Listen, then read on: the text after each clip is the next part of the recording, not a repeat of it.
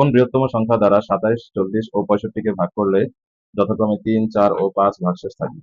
That means 27 কে ভাগ করলে ভাগশেষ 3 থাকবে, 40 কে ভাগ করলে ভাগশেষ 4 আর 65 কে ভাগ করলে ভাগশেষ 5 থাকবে।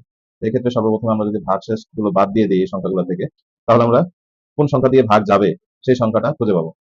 তাহলে সর্বপ্রথম আমাদের কাজ হচ্ছে 27 থেকে 3 বাদ যাবে, 40 থেকে 4 বাদ যাবে, তারপর হচ্ছে 65 থেকে 65 ভাগশেষ হচ্ছে 5, 65 থেকে 5 বাদ যাবে।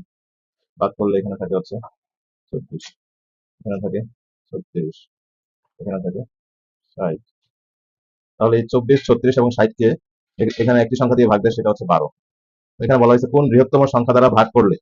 তাহলে এখানে যদি একাধিক সংখ্যা দিয়ে ভাগ যেত, তাহলে ওই দুইটা সংখ্যা অথবা তিনটা সংখ্যার মধ্যে দেখতাম যে কোনটি বৃহত্তম, সেটি হতো অ্যান্সার। যেহেতু এখানে আনসার শুধুমাত্র একটি আছে, সেই কারণে আমাদের আনসার হবে 12, বৃহত্তম সংখ্যা 12।